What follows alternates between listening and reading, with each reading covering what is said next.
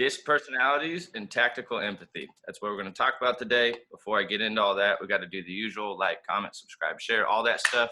But also, more importantly, I would like you to go watch other videos I have on real estate, on local community stuff in Wichita, different educational content for realtors on how to sell better, and also for buyers and sellers. So go check out more of my videos and watch some of these other ones that are going on. So that way it helps out the algorithm, to be honest with you, and also it helps you learn more on everything. But let's go ahead and get into it all. So disc personalities. What is disc? Have you ever heard of disc? If you've never heard of disc, you'll kind of see how you can quickly start to assess which of these four personalities someone either is or is being in that situation. Now, this is going to be an overview of it all. Disc is a very deep study you can do on people. And there's different levels of it all. And honestly, it's an ongoing thing for two fashions. So I want you to look at this in two ways. One, who am I and what am I like, so that you understand yourself better and why you are the way you are, and other people, you can help other people understand who you are. But then also, who are other people? How do they perceive the world? How do they understand the world? That's where the tactical empathy comes in. Because where we use this the most in real estate, sales, and just relating with people is that we need to see things through their point of view, how they see them based on their disc personality. And there's a lot of small nuances, very things that you can like pick up on that give people away, kind of give some clues, some tells of which way they are in this shape or fashion. And there's kind of some things where you're not necessarily always your most dominant one. Depending on the situation, environment, you can be a little bit different. So like we have what's called your natural style and your adaptive style. So your natural style is like who you are all the time, whether you're at work, at home, in a social setting, what have you. But then your adaptive style is what you've been conditioned to behave and act like, given the situation. Usually work is a big one. Social settings is another one.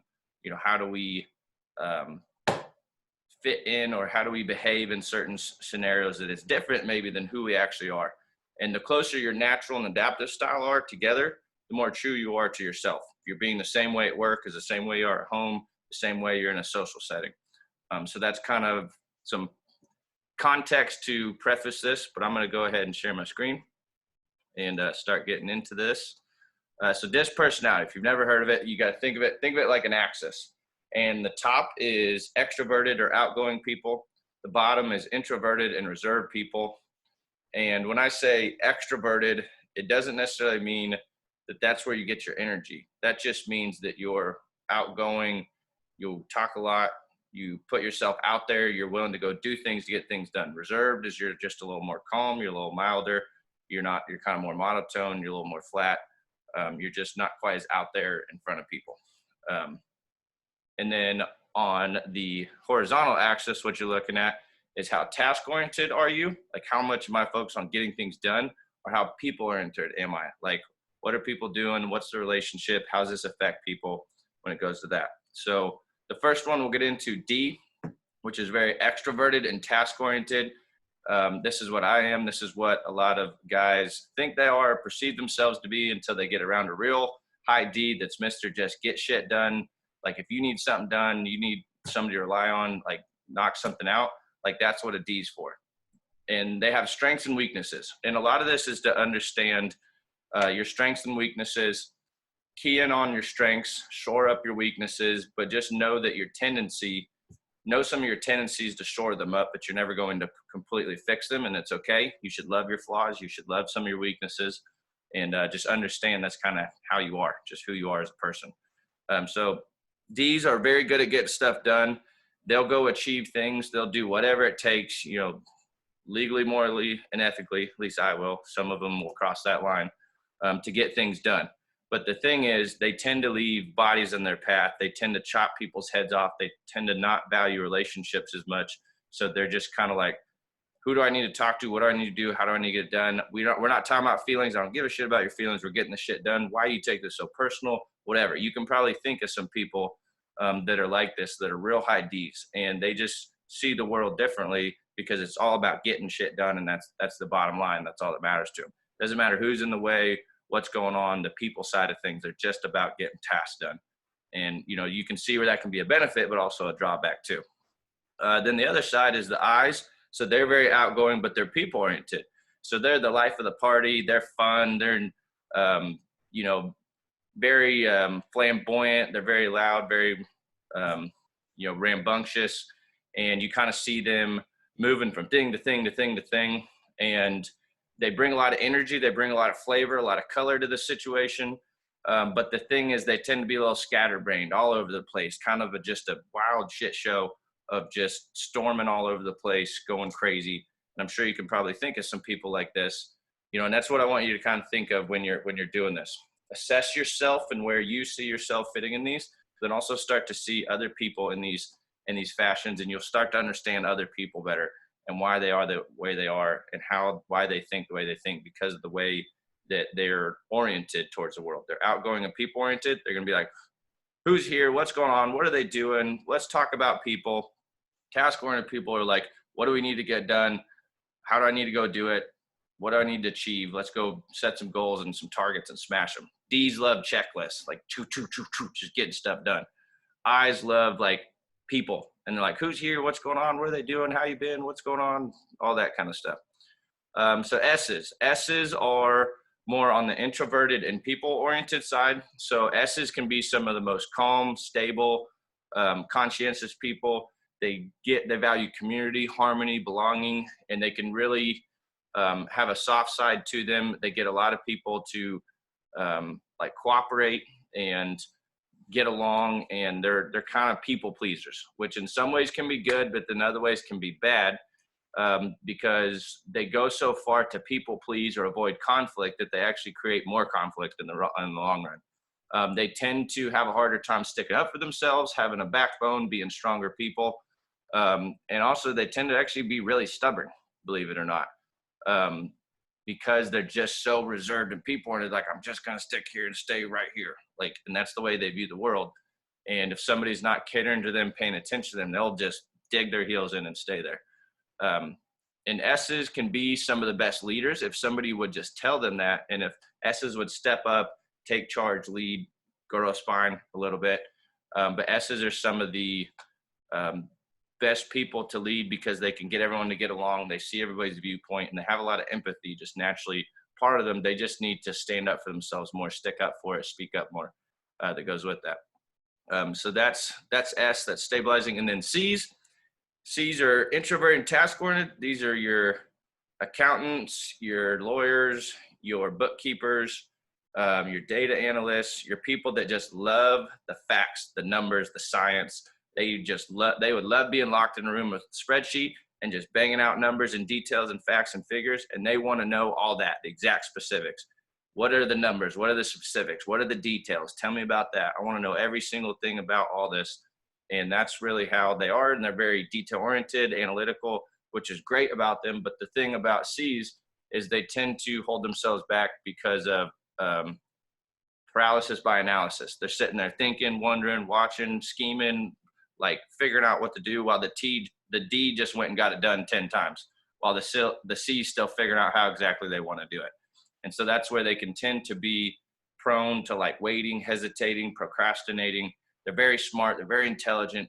They see a lot of things, but they do tend to be slower because they're contemplating so many factors with all this. So for C's, they just need to be encouraged to get going a little bit more. They tend to be a little bit on the negative side because they see how many things are wrong and how many things can go wrong. And that's what they talk about and focus on, instead of like the D's only focused on the 3% that can go right and just doing the 3% and pulling it off. So that kind of gives you an overview of DISC. And from there, you can kind of get an idea of, you know, what am I? Which one of these do I usually fit into? But also what you can do is you can go take like a 15-minute test on tonyrobbins.com/DISC. You just type this into your search bar, tonyrobbins.com/DISC. Again, it's got another explanation of the chart, a little more understanding of it all. But then you can take the DISC assessment, and I'm pretty confident it's free still, if I remember right. Yeah, I believe it's free. Last time I took it was free. The other way you can do it is we hire through Wise Hire. So these are all our job boards. And we look to hire and fill positions based on these personalities, based on what's more of a natural fit and what's not.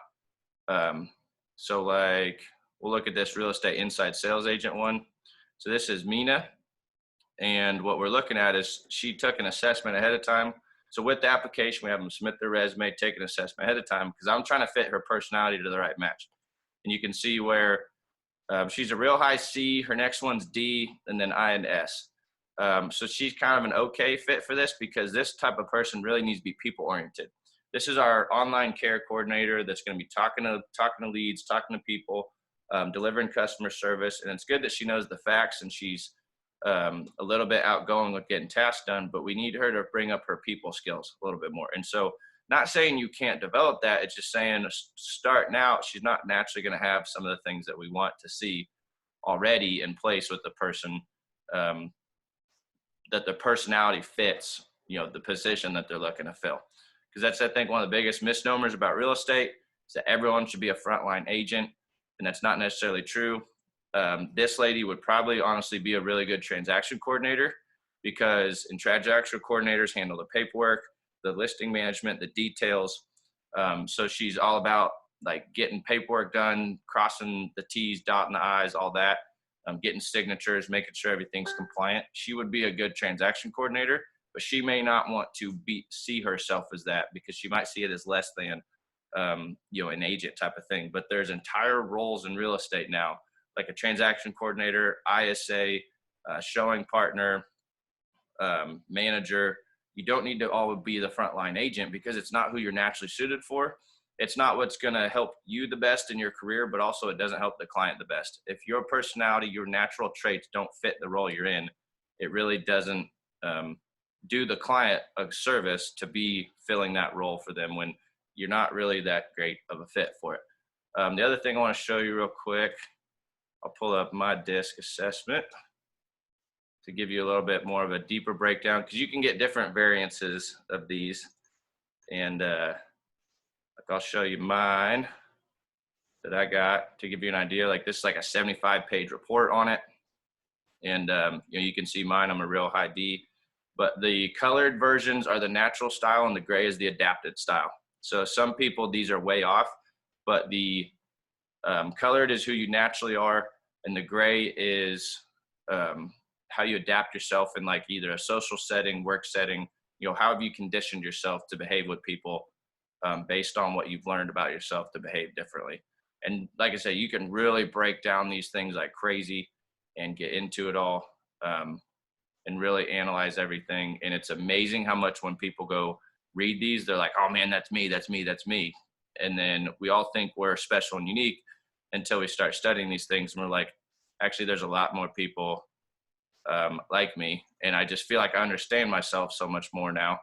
And I get it now, why I'm the way I am, why people are the way they are. It solves one of the biggest questions that people have with all this, like, why are people like so blah, blah, blah. And it's usually because the way you're viewing the world or the way they're viewing the world based on their DISC personality. And so, like I said, there's a lot of these tells that you want to start picking up on people start to give themselves away, like how they are, their demeanor. You can read it a lot in their face, just how they are. Like if you look at me and I had a stale face, you can tell like I like to get shit done. It's kind of a resting bitch face, and there's no like ill intention. It's just, I'm Mr. like, get it done. Don't waste my time.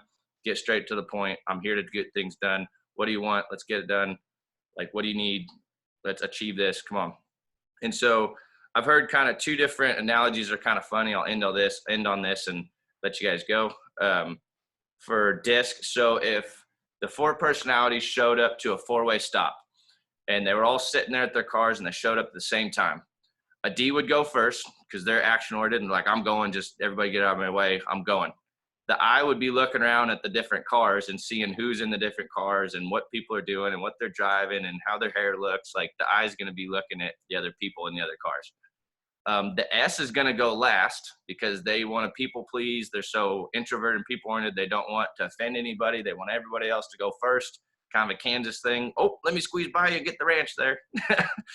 So the S would go last because they want everyone else to be happy and go first. And the C would know exactly whose turn it is. Like, well, no, they showed up first, so they need to go. And then this one, like, and the C, like, loves order. And they know exactly whose turn it would be to go. when it goes with the four-way stop. So that's one funny analogy for like if the poor personality showed up to a four-way stop. The other one is, so let's say you're pulling up to a yellow light, right? For a yellow light for D's and I's, that means go, get through the intersection, let's go. For a yellow light for S's and C's, that means stop, so I got to brake, I don't want to run a red light. And so you ever come up to a yellow light and you're behind someone else and like they're slowing down, you're like, go, go, go, oh, you could have made that, oh god dang it, why didn't they go, dang it, like why'd that person stop at that yellow light? That's a D or an I coming up behind an S and a C that's driving, and it's a personality thing, and we get road rage because we don't understand there's different personalities driving around here. Because as D's and I's are extroverted, like yellow light, go, get through it. S's and C's are like, no, wait, hold on, don't do that. And if we're coming behind you, we're gonna be like, oh, go, you could have made that light, why didn't you go? But anyway, hopefully that gives you some humor to end this, and you learn a little bit more about disc personalities, hopefully about yourself and other people. Obviously, you can see, like, you can study this way more in detail, but this at least gives you an overview and a start to an understanding of disc and how you can have tactical empathy to understand yourself, understand people, and then this should help you in your selling of anything really, but real estate specifically, any service-based situation, and honestly just in life, just understanding people. It's funny how the best sales skills don't look like sales skills at all, and they're more like life coaching skills, social skills, people skills, communication skills. But hopefully you learned from this. Please like, comment, subscribe, share, watch some other videos on there to help out with the algorithm and learn more about just real estate, life in general, and all things awesome, and we'll go from there. But appreciate you watching. See you guys later.